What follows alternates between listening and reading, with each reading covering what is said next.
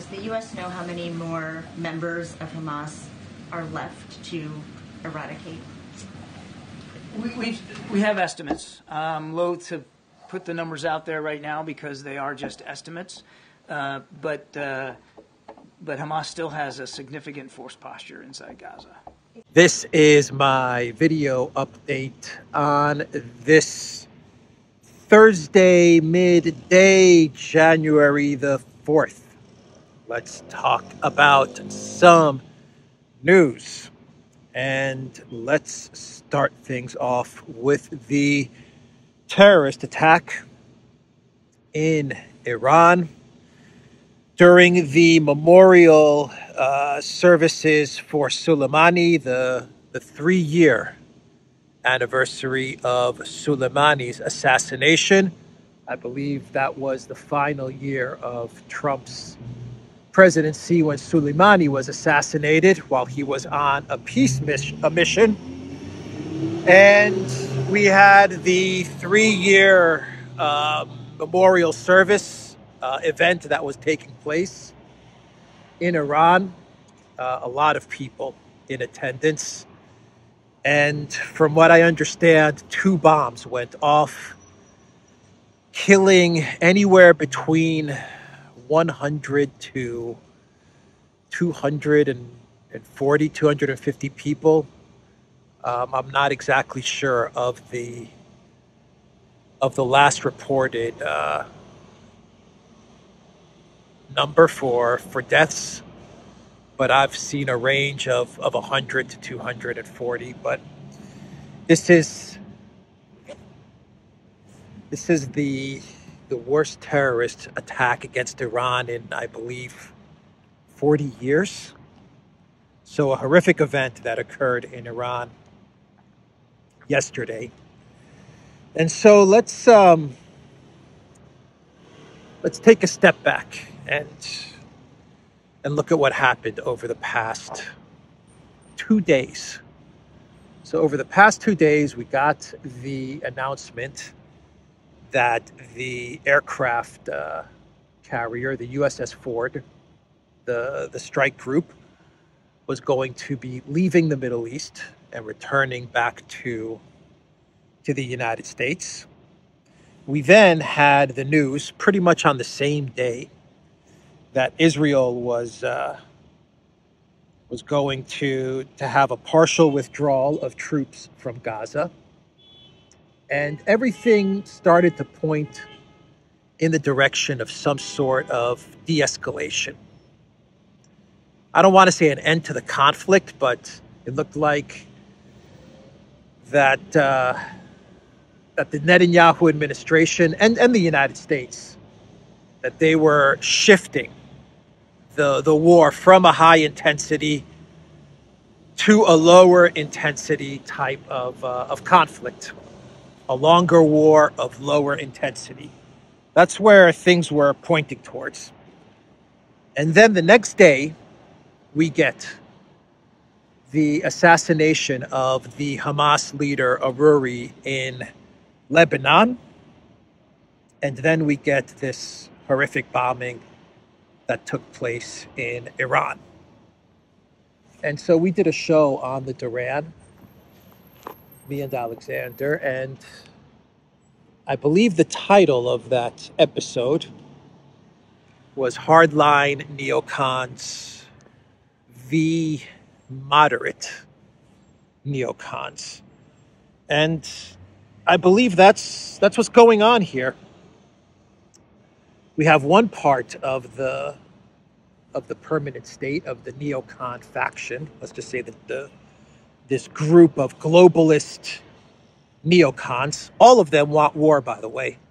All of them are 100% in support of war. But one faction of this neocon group, let's say this neocon neoliberal group, they are more concerned about the 2024 election, and so they would like something to de-escalate. They would like the conflict in Israel and Gaza to de-escalate a bit and to move into something that is more low intensity. Sullivan, Blinken, because they would like to have this be a non-issue during the 2024 election campaign of Joe Bidenopolis. And then you have the other faction of neocons, the hardline neocons, that are permanent states through and through. It doesn't matter what administration is running the show in D.C. They're always going to be part of the permanent state. They're always going to be in the government positions or employed by the think tanks. And they want war. They want war now. They want war with Iran because they feel like they have a perfect opportunity to get the war that they have been coveting for the last 20, 30, 40, 50 years, 60 years. And they're not going to let that opportunity slip away. And they don't care if Biden is in office. They don't care if it's Obama or Bush or even Trump. They're always pushing for war. And if Biden loses the election, so be it, as long as they get their war with Iran. They don't care if all hell breaks out in the Middle East and Biden is blamed and Biden loses the election. That's the hardline neocons. They understand that this opportunity right now, with all of this military buildup in the Middle East, may never present itself again. And so that's what you see going on, in my opinion. You see one group of warmonger neocons saying, look, let's just put this conflict on the back burner to just simmer a little bit. And let's try to not have this be a big issue during the campaign so that we can get Biden reelected. And then you have the other hardline neocons who are like, we don't give an F. We really don't give an F if Biden wins or loses. We're very close to getting a conflict with Iran. So we're not going to lose that opportunity. And I think you saw that in the last 2 days. I think you saw that playing out. A bit of de-escalation and now this huge escalation. And of course, all of this is meant to goad Iran into some sort of a response and then get to a point where you get a military strike against Iran. Now, this could be done by goading Iran to respond directly to, for example, to this terrorist attack that happened, or trying to start some sort of escalation with Hezbollah, and via Hezbollah, you get Iran to escalate, and then you get the collective West to hit at Iran. So that's what I believe is playing out right now. And what Iran has to do, in my opinion, is that they have to play the long game. They have to resist being goaded into some sort of an immediate retaliation. And it looks like that is what the supreme leader of Iran is doing. Ali Khamenei has reportedly ordered for IRGC military commanders to limit their ongoing attacks on U.S. and coalition forces within Syria and Iraq in recent days, with Khamenei claimed to have further stated that Iran must avoid any kind of direct military confrontation with the United States at all costs. And the leader of Hezbollah, Nasrallah, he gave a speech the other day, and he said that Hezbollah is not afraid of war with Israel. There will be no limits to fighting if Lebanon is attacked. And Nasrallah, in his speech, he once again draws a line in the sand, saying, look, we're not going to get involved in the conflict with Hamas, but if Lebanon is attacked, then we'll get involved. So he's also showing restraint, given the assassination of the Hamas leader inside of Lebanon. So that appears to be what what Iran is going to do right now is to not get goaded into striking out at the U.S.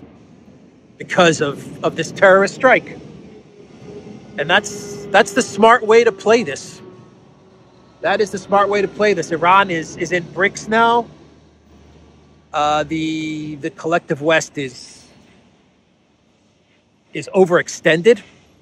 They have big problems in Ukraine. The conflict in Israel is not going well. They're trying to figure out what to do with China and opening up a front against China with Taiwan. They can't figure that one out. And so what Iran has to do is just play for time. Just resist the escalation. That's what they have to do. And yes, it's going to be a bit tricky for the government in Iran, because it's going to be seen as a sign of weakness, and there are going to be hardline forces which are going to insist on some sort of a retaliation. But you gotta manage this and play the long game. That's my opinion on how this should be dealt with. But we'll see. We will see. There's no doubt that there are some very powerful forces trying to push the Middle East region into all-out chaos. The U.S., they said that they had no role in the Iran terror attack. Matthew Miller, he told reporters, and I quote, "Number one, the United States was not involved in any way, and any suggestions to the contrary is ridiculous. And number two, we have no reason to believe that Israel was involved in this explosion." It's always interesting when you hear the State Department come out with a statement saying that Israel's not involved in this. Okay, the United States, we're not involved in this. That's what you expect the State Department to say. But it's always interesting when they're speaking on behalf of Israel as well. I don't think Israel has commented on this, have they? I don't think I've read a comment from Israel yet, or if they're ever going to issue a statement connected to these attacks. But the United States, I guess, is speaking on behalf of Israel anyway. The Biden White House, they also said during the same press conference, Kirby and Miller, they said that they see no signs of genocide in Gaza. The U.S. State Department has dismissed allegations over Israel's deadly military campaign in the Palestinian enclave. Okay. While at the same time, when a reporter asked Kirby about South Africa's ICJ, the criminal court, taking the genocide claim to the ICJ, Kirby was asked about this, and he said that South Africa's 84-page suit against Israel's genocide in Palestine is meritless, counterproductive, and completely without any basis in fact whatsoever. So that is the statement from Miller, from Kirby. While we are also getting reports that Israel is running around Africa trying to get African states to accept the resettlement of Palestinians from Gaza. Washington is saying that this is irresponsible. This is inflammatory and irresponsible. That's what Washington is saying with regards to these reports. Officials from Israel are holding clandestine discussions with the Democratic Republic of Congo and other African nations over plans for the resettlement of thousands of Palestinian migrants from Gaza, Israeli media has claimed. I believe the Times of Jerusalem came out with this report. By the way, that's a car wash across the street, so that's what that noise is. Maybe I'll Maybe I'll move a little further away from that car wash. Only 15%, check this out, only 15% of Israelis want Netanyahu to keep his job after the Gaza war, poll finds. That's a pretty big incentive for Netanyahu to keep this war going. And then we have the warning, the final warning to Yemen that was issued yesterday. Let me read you the title from the BBC and what they say, and then I'll tell you the list of countries that have issued a final warning to Yemen with regards to the strikes on ships passing through the Red Sea. From the BBC, Israel, Gaza war, Yemen's Houthis warned against new attacks on shipping in Red Sea. The US, UK, and 10 other states have warned rebels in Yemen they will face consequences if they continue to attack commercial shipping in the Red Sea. So here is the list of countries, the 10 countries that have issued this final warning to Yemen. The United States, Australia, Bahrain, Belgium, Canada, Denmark, Germany, Italy, Japan, Netherlands, New Zealand, Singapore, and the United Kingdom. They released a joint statement today in what is now seen as a final warning to the Houthi terrorist group in Yemen that if they do not immediately halt their attacks on commercial shipping in the Red Sea and their unlawfully detaining of vessels alongside their crews, then they will bear the responsibility and consequences of their actions. Oh boy, this has all the makings to turn into a huge, massive war that will draw in every country in the Middle East. It's like every country is going to get drawn into this thing.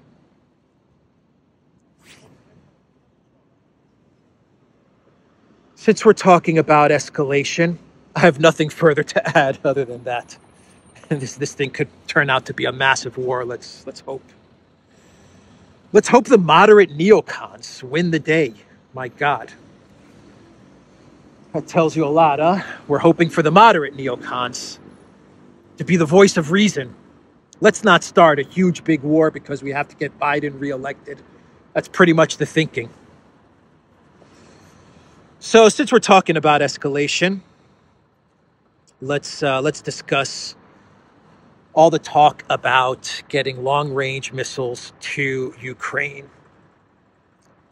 Sikorsky, the foreign minister of Poland, he put out a tweet yesterday. I talked about it in my video, where he said that the collective West needs to put more sanctions on Russia, but they also need to get long-range missiles to Ukraine, because with long-range missiles, then no headquarters or command centers in Russia would be safe if we could just get long-range missiles to the Zelensky regime. German Taurus missiles is what Sikorsky is talking about. Then you had a Wall Street Journal article, which came out the other day, which asks the question, does Biden want Ukraine to win by not arming Kiev for a long-range campaign against Russia? The U.S. seems to be forcing a deal. Oh, man, incredible stuff, huh? Authored by Philip P. O'Brien, who says on Twitter X, new commentary piece in the Wall Street Journal, the lack of ranged weapons for Ukraine supplied by the administration is now ridiculous. With Russia bombarding Ukraine anywhere it wants, does the administration actually want Ukraine to win the war? So there's an admission here that Russia can hit Ukraine anywhere, anytime it wants, which is an admission that air defense is not really working out too well for Ukraine. But long-range missiles, they all want long-range missiles to be sent to the Zelensky regime. And even Ben Hodges weighed in on this article from the Wall Street Journal. Ben Hodges, the anti-oracle of the Ukraine conflict, the anti-Midas touch, I guess you could say. That's Ben Hodges. Anything he says, the exact opposite happens. Ben Hodges is batting 1,000 when it comes to getting everything on Ukraine wrong. He's batting 1,000. Perfect score when it comes to all of his predictions being wrong, not being right, being wrong. So Ben Hodges said, Ukraine armed with ATACMS and/or Taurus would be able to reach every square meter of Russian-occupied Ukraine. No Russian HQ or rocket launcher or ammunition storage site would be safe. No Russian ship would be safe. It's only our lack of political will that stops this. And then we have a report. I haven't confirmed this yet, but there is a report that the ambassador to Kiev, Bridget Brink, said that the armed forces of Ukraine will now begin to independently determine at what distance the HIMARS multiple launch rocket system MLRS will strike. So they all want to get these long range strikes on Russia, right? That's the new narrative. But no one talks about the fact that whatever long range missiles they deliver to Ukraine, and they've already delivered long range missiles pretty much, but let's just say they deliver now the super duper wonder weapon of the Taurus missile, right? Whatever they deliver to Ukraine, Russia has more and Russia has better. Obama said it in 2014 when they were trying to get Obama to go to war with Russia. In 2014, after Obama and Biden and Sikorsky and the EU, after they overthrew the government of Yanukovych, they asked Obama, how come you don't start war with Russia, blah, blah, blah. And even Obama, not the sharpest knife in the drawer, even Obama said, because Russia has escalatory dominance in the region. That was 2014. Whatever long-range missiles they're going to give to Zelensky, and I think they'll give it to Zelensky because they're getting desperate. Whatever they give him, Russia has more, Russia has better, and Russia has hypersonic. Yes, I know Ukraine can take out 10 out of 10 hypersonic missiles. Okay, whatever. 10 out of 10 taking out of Kinzhal missiles. Yeah, okay. But I mean, they never ask or they never question the other side. You know, Ben Hodges just says, yes, let's get Taurus missiles to Ukraine, and then we'll take out all of the headquarters of Russia. Anywhere in Russia, we'll take it out.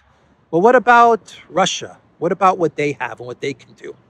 Mr. Ben Hodges. I never thought about that. You do have a point there. Russia does have a lot of long-range missiles and hypersonic missiles at that. I didn't really think about that. Or the Wall Street Journal. They don't think about Russia's military capabilities, which are much more than what Ukraine or the collective West can bring to Ukraine. Much more devastating, much more powerful. And right there, I mean, just look at a map. It's right there. Nope, they never think about that. They never think about the other side. And as far as the Wall Street Journal article goes, you know, Biden's trying to lose the war. Give me a break, man. Give me a freaking break. Biden has destroyed Europe. He's demilitarized all of Europe. Even U.S. weapon stockpiles are running low. He's demolished the U.S.'s financial position in the world. The dollar's been severely weakened. He's sent 300, 400, 500, 600 billion to Ukraine, which has disappeared, has not been audited. The UK is out of weapons. Like a half dozen countries in Europe have no more weapons. Like they're completely out. And he's talking about, and the Wall Street Journal is talking about Biden wants to lose. The only thing on Biden's mind 24/7, two things. Two things are on Biden's mind 24/7. Well, maybe three things are on Biden's mind. Ice cream, pooping, and Ukraine. That's it. That's all Biden thinks about. That's it. And he doesn't want to win the war. Believe me, if there's anything that Biden wants to win this war more than anything in the world. He's destroyed the United States. He's destroyed Europe trying to win this war. But he can't win. That's the problem for the Biden White House. They can't win. They blew up the Biden White House, allegedly. Gilligan, the skipper, the Andromeda. They blew up the Nord Stream pipeline. They blew up their number one ally, Germany, Germany's energy infrastructure pipeline. And Sikorsky, the one guy that's talking about sending long-range missiles to Ukraine, he tweeted out the day that the pipeline was blown up. I can't help it. It's a terrible story, but if you don't laugh, you cry. Sikorsky, this guy, the day Nord Stream was blown up, he tweets out a picture of like all the gas, like all the everything that's bubbling up on the water with from the Nord Stream explosion with the words, "Thank you, USA."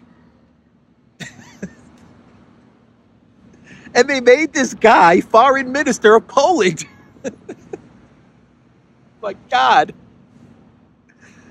Oh my God. That tells you everything you need to know. The more incompetent you are in the collective West, the higher you rise.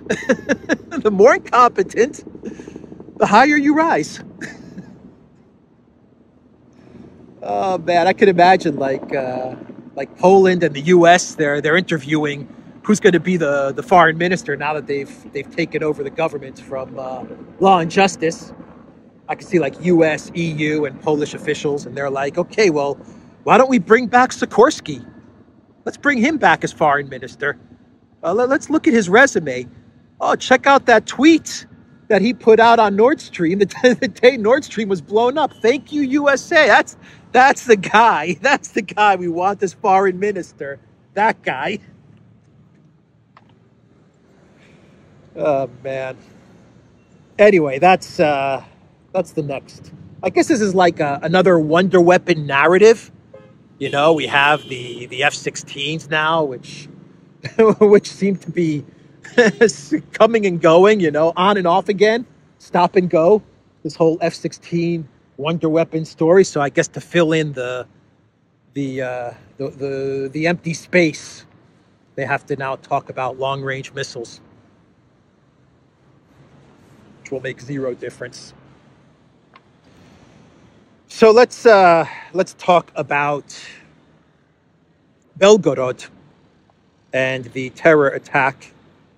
The Russians consider it a terror attack on Belgorod that took place a couple of days ago. And the EU, the European Union, they actually put out a statement and they said that they're perfectly fine with the Ukraine military attacking civilians in Belgorod. EU justifies Ukrainian attacks on Russian civilians. Ukraine has the right to defend itself, a bloc representative said when asked about Kiev's attacks on Belgorod. Kiev has the right to defend itself against Moscow, EU spokesman on foreign affairs Peter Stano has told TASS. The Russian news agency contacted Stano for a comment on recent attacks on the Russian city of Belgorod, which resulted in over 24 civilian casualties. Quote, in general, Ukraine has the legal right to defend itself from aggression, Stano told TASS on Wednesday. Regarding the specific incident in Belgorod, no information that comes from Russia can be considered trustworthy, the spokesman added, accusing Moscow of constant lies, manipulation, and propaganda. So he's saying, the EU spokesman is saying that Russian claims that this was a terrorist attack and that civilians were killed cannot be trusted, right? Because everything coming out of the Kremlin, it's all lies. Lies, lies, sweet little lies. Tell me lies.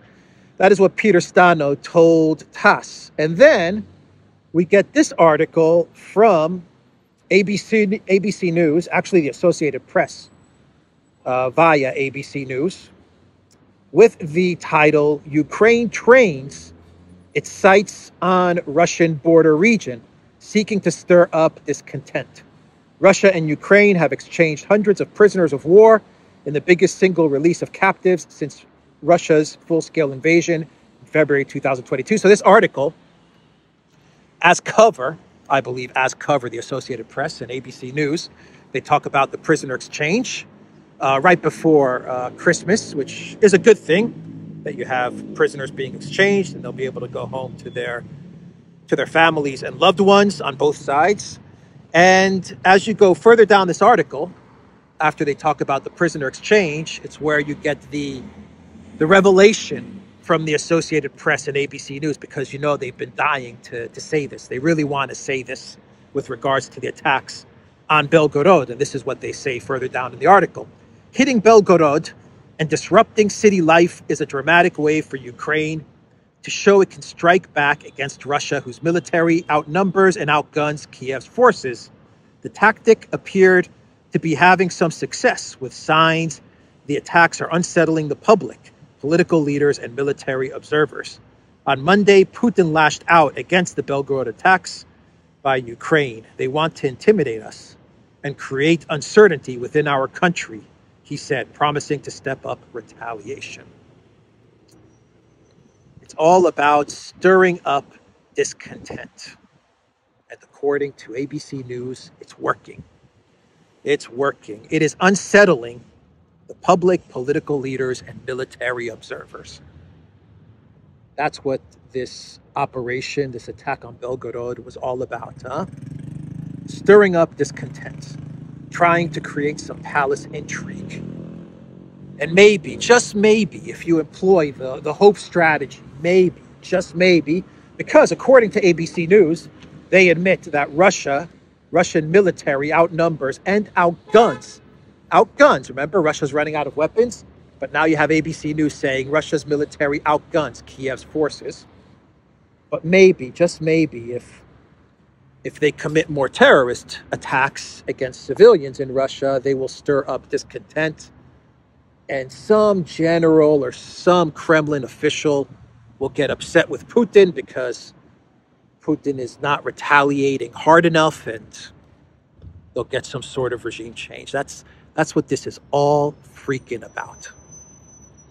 The media optics, trying to get 61 billion, stirring up discontent in the Kremlin, showing that you can strike Russian territory, get us long-range missiles. That's what all this nonsense is about. But you know, the collective West, they want to reveal their I want to say they want to reveal their evil. I just can't think of another word. But you know, they can't keep this hatred for Putin and Russia under wraps. Their emotion consumes them. It's all emotional. It consumes them. And it dictates their decision making. And that's why they strike out at civilians in Belgorod, and they have this wishful thinking that these strikes are going to create some sort of chain reaction, which will lead to the overthrow of Putin. Will give us 61 billion. It'll get us 61 billion, and it'll change the tide of this conflict and lead to the overthrow of Putin. It's just nonsense, man. It's just nonsense, man. It's horrible. It's horrible because, well, civilians, children died, but this is not military strategy. France pretty much said the same thing as the EU, by the way. They also said that Ukraine has a right to defend itself, and this really pissed off Medvedev. And he put out a tweet, a post. I don't know if he put this on Twitter, actually. I think this was on Telegram. Maybe he posted it on Twitter X as well, but he said that, he called the French some very bad stuff. I won't repeat what Medvedev said. Anyway, how are we doing on time here? I'm rambling a bit too much today. But let's wrap up the video. Let's wrap this thing up. My God, a lot of news, so much news. Ukraine mobilization, not going so well. This is becoming like a daily news segment for me. Two ideas for Ukraine mobilization. One idea from a government official is to use a lottery system. That's right, a lottery system. This is coming from Milovanov, former economy minister, and he posted this on, I believe, on Facebook, that they could mobilize people based on a lottery. The state randomly pulls out the day and the month. People born on those dates are mobilized, others are not, and so it goes for every wave of mobilization. That's what he said. I don't think this is the right approach, but what do you think? That's what he asked his Facebook followers. The post received nearly 1,000 replies, going both ways, with more than one person pointing out that this system was used by the U.S. during the Vietnam War and resulted in many wealthy people buying their way out of the draft. And another idea for mobilization for Ukraine to get to this 500,000 mobilization number is to exempt men from being sent to the front line who earn over $875 a month. And this is according to Forbes. According to average salary statistics, only 15% of Ukrainians would have qualified in 2023. So basically, this idea is saying that if you contribute a certain number to taxes, something like $120, $130 in taxes, that equates to $875 a month, then you won't be sent to the front line. Reminds me of that System of a Down song. How does that song go? Why do the poor always fight the wars? It's the song BYOB. You guys will let me know in the comments. The lyrics aren't coming to me just yet. Why do they always send the war? Why do they always send the poor to fight the wars? Something like that. Anyway, that's Ukraine, folks. That's their mobilization plan. If you pay $120 in taxes a month, then we won't send you to be annihilated by the Russians. Everyone else, off to the front lines you go. Oh boy, let's see. Business Insider, they put out an article. Actually, this article is pretty much everywhere. This news is everywhere, but I got this from Business Insider. They say that Ukraine's dwindling supply of Leopard 2 tanks aren't being repaired because Europe doesn't have enough spare parts, German politician says. So a German politician came out and said that there's a whole bunch of Leopard tanks that have been destroyed by the Russians that are sitting in Lithuania, and they can't be repaired because there are no spare parts. And we're not talking about 1 or 2 tanks. We're talking like 40 or 50 Leopard tanks. And the Russians have demolished the Leopard tanks. I mean, they've completely demolished the physical tank and the reputation of the unbeatable Leopard. That's been completely destroyed. You have to be a pretty dumb or corrupt leader in the world if you place an order now for Leopard 2 tanks, given what Russia has done to the Leopard 2s. Oh boy. So let's do a quick story on Epstein and the list. I won't get into too much details on this, but the list was released. We have some names that should be no surprise to anybody. Let's see. Billy Boy was on that list. You know who I'm talking about. He was on that list, and allegedly he likes some interesting. He has some interesting likes, preferences. Allegedly, I don't know. That's what's circulating in these documents. Prince Andrew on the list. No surprise there. Stephen Hawking. Stephen Hawking? What the F? Oh, man. Trump was mentioned in these documents, but he was actually cleared of any wrongdoing. I think the question was Trump involved in any of this? And the witness was like, nope. Zero. Nada. Zilch. Nothing. So Trump was cleared, which would explain why, perhaps it would explain why the globalists hate him so much. Maybe. I don't know. Maybe that explains some of the Trump derangement syndrome that inflicts the globalist class. You know who was not in any of these documents? Putin, Xi, Orban, Fico. Nope. They weren't on any of these documents. Their names didn't appear anywhere. Anyway, let's do some clown worlds, and we'll wrap this video up. Some quick clown worlds. This is actually not a clown world. This is a feel-good story, but a U.S. teenager beat Tetris, forcing it into a game-ending glitch in a feat previously achieved only by artificial intelligence. That's awesome.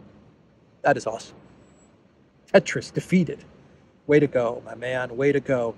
And then we had the whole chess match incident. I don't know if you guys saw that video where a chess master from Poland was going to face off against a Russian chess master. I forgot their names, but he wouldn't shake his hand. The chess master from Poland wouldn't shake his Russian opponent's hand.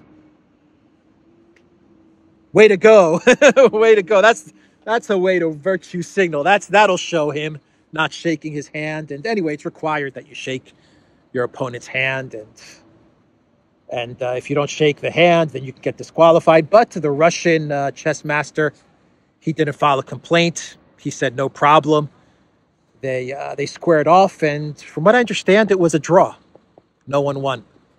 So anyway, but the real winner is the Russian chess master, because he didn't move to disqualify the opponent from Poland. That's a classy move. He just let it be. So he came out the winner in all of this.